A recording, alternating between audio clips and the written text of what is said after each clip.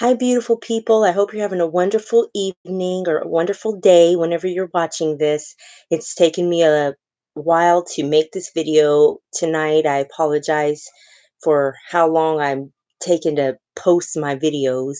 I actually was having problems enabling my camera. For some reason, it was disabled, and it took me a few hours to figure it out. So here I am, pressing my way through all the trials and tribulations that I face, that we all face. That just goes to show you're not alone in your struggles. Just keep on pressing away. Tonight, I was wanting to share with you a term that I heard. It's been a it's been over a year ago, and it's called fantasy self. And I heard this term due to me trying to clear the clutter for the past few years. I've watched several YouTube channels, and this one was on a Messy Minimalist. She was speaking of this term that she had heard from another YouTuber. So, what it basically is when it comes to clearing the clutter, a lot of times I would hold on to things thinking that one day I will use it, or one day I will wear it, or one day I will need this. For an example, let's say I had a gown in my closet that I wore for at a wedding, and I'm holding on to it thinking, "Oh, there'll be another special occasion to this degree." You know what I'm saying? Like a ball or something. So I'm going to hold on to this because what if, I'm invited to this ball, or what if, you know what I'm saying? Or another scenario, I always want to be this huge chef, like my friends and my mothers and my sisters and stuff that cook so well, and I want to be like that. So let me hold on to this gadget and that gadget and all of this and that, thinking, oh yeah, one day I'm going to be there. You know what I'm saying? When the one day never happens, or if it happens, it's very few and far between that it would happen to, you know, many of us, most of us, those things that we think may happen, or I want I want to be hospitable, and I want to have a lot of people at my house and blah, blah, blase, blase, blase, but we never have anybody over for 10, 20 years. I don't think it's going to happen. So that's a fantasy. And you can also take that to another degree. Let's say I love how this actress looks, and I want to look like her. So I fix my hair like hers, and I put makeup on like hers, and I walk like her, and I talk like her. And I'm just so like brainwashed, like you, like totally wanting to be like this person, that I'm losing who I am. Or let's say my children, pushing them to be somebody that I wish I could have been. You know what I'm saying? Like, well, you need to go to college and become this doctor, or, I see this in you, and what, you want to be an artist? Oh no, you need to do this and you need to do that, kind of thing, pushing an identity on my children that is not theirs. People pleasers can also have this fantasy self where they're trying to please other people. They're trying to appease other people, wanting them to like them. So they're doing all of these things thinking that, well, if I do this, then this person will like me. If I do that, then this person will like me. I want to be liked by everyone. So I'm being pulled to and fro, and not really being who I am. So, with all that being said, I'm guilty of trying to please other people. I never went to the degree of totally becoming someone else because I am quite a reserved and quiet type of person. And it's hard for me just to be outgoing and boisterous and all of that. So honestly, that part of me, it's like take it or leave it. But as far as me really wanting people to like me, I would go out of my way or do things that I really didn't want to do and God didn't say I had to do kind of thing. Just doing it just to be doing it. Oh my goodness. Or I've been guilty of holding on to items in my home thinking, what if, I have 100 people over, need all of these dishes, or I need this gown in my closet because I'm going to wear it maybe one day. Oh my gosh. Or holding on to those cooking gadgets. I can cook, but I've come to grips with I'm never going to be that Martha Stewart. That's just not me. So I am learning through the years how to let go of the fantasy that I've held on to all of these years. And it's helped me to clear the clutter out of my house. It's helped me to embrace more of who I am. I'm still learning how to completely love who I am. And through God's love for me, he's showing me how to love myself. And in essence, he wants us to be who we are.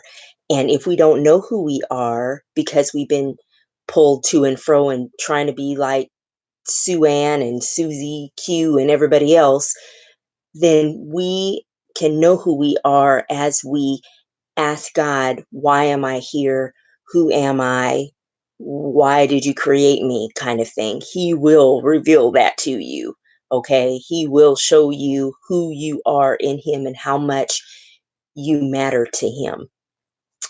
Another point I want to make for those of us who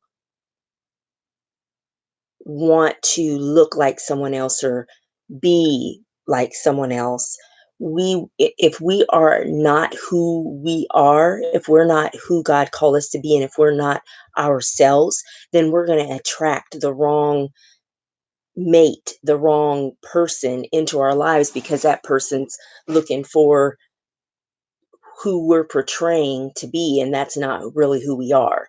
So we capture the heart of this person or capture their I and have to hold up this facade all these years of someone that they think you are, and that's not who you are. And then as time goes on, you begin to realize, you know what, I'm not really being myself. Let me put down these walls. Let me be who I am. And that person's like, who are you? I don't know who you are. You know what I'm saying? So it's best for us just to come up front and be who we are so we can attract who God has for us, or those people that are more compatible with us, so that we can be more at peace and be more at in a joyful state and have more happiness here on this earth, because we're not trying so hard to live an illusion. I mean, it's not even real. We're not even being real with ourselves or with the world around us. So how can that be good? I just wanted to bring that out as well. So God wants us to be who He created us to be. And like I said, if we don't know who we are, then we need to ask God, who am I? Why am I here? I've been told that I need to do this, I need to be this, I need to act this way. I don't feel that that's me, so show me who I am and help me to embrace who I am, because God created all of us uniquely and different. And He did that on purpose. Now, even snowflakes that look the same, when you look at them through a microscope, they are all different and they're all beautiful. every blade of grass, it looks the same, but it's all different. Okay. God wants us to be a beautiful bouquet of flowers, all of us. We are not all the same, and we bring color to this world. We bring life to this world. We bring beauty into this world. We bring a beautiful fragrance for God, to enjoy.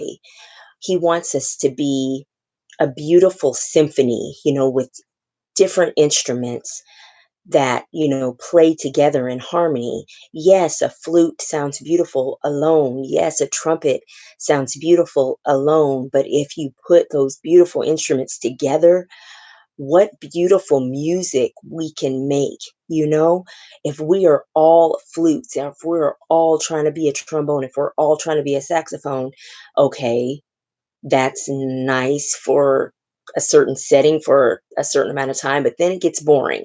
Okay. So please do not try to be someone else, hold on to things that are not yours to hold on to. I'm talking to myself. Please just be who God called you to be, and be comfortable with who you are, and realize that you are fearfully and wonderfully made by God. And with that, I want to read to you Psalms 139. I'm going to read verses 1 through 18, which signifies who you are to God and how much He loves you and how beautiful you are in His eyes. O Lord, you have examined my heart and know everything about me. You know when I sit down or stand up. You know my thoughts even when I'm far away. You see me when I travel and when I rest at home. You know everything I do. You know what I am going to say even before I say it, Lord. You go before me and follow me. You place your hand of blessing on my head. Such knowledge is too wonderful for me, too great for me to understand. I can never escape from your spirit. I can never get away from your presence. If I go to heaven, you are there. If I go to the grave, you are there. If I ride the wings of the morning, if I dwell in the farthest oceans, even there your hand will guide me and your strength will support me. I could ask the darkness to hide me and the light around me to become night. But even in darkness, I cannot hide from you. To you, the night shines as bright as day. Darkness and light are the same to you. You made all the delicate inner parts of my body and knit me together in my mother's womb. Thank you for making me so wonderfully complex. Your workmanship is marvelous. How well I know it. You watched me as I was being formed in utter seclusion, as I was woven together in the dark of the womb. You saw me before I was born. Every day of my life was recorded in your book.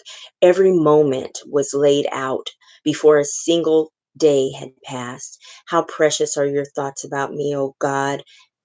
They cannot be numbered. I can't even count them. They outnumber the grains of sand. And when I wake up, you are still with me. Isn't that beautiful? Especially that part says, how precious are your thoughts about me, O God. They cannot be numbered. I can't even count them. They outnumber the grains of sand. And when I wake up, you are still with me. Oh my gosh. We are so special in the eyes of God. We are so absolutely special. I mean, like, He took His time when He created you, when He created us. He took His time and said, I'm going to make Elizabeth. And I'm going to make her this way, and I'm going to give her this personality, and I just going to give her these gifts, and I am saying she is good because I created her as her God, as her father. She is my daughter, and she is beautiful. Just rest in that. Rest in that. I hope that something I said tonight or today, whenever you're watching this, blessed you in some way. I want you to know through these videos that more than anything, that God's love is healing. His observance of you is healing. He sees you. He knows you. He knows what you need. So that's ultimately what my goal is for these videos, is for you to know that you know that you know that you are loved. You are loved and you are important, no matter how much you struggle, no matter how many times you fall, no matter how many times you fail. You are important to God more than anything or anyone else. So I love you all, and I pray that you have a wonderful rest of the week. And if you are interested in any videos like this, I would love for you to subscribe. If you like this video, please like it. If you'd like to leave a comment, I love comments. They help me to know what your views are, to learn and grow. So I thank you. I thank you for just being you. And I will talk to you soon. Bye bye.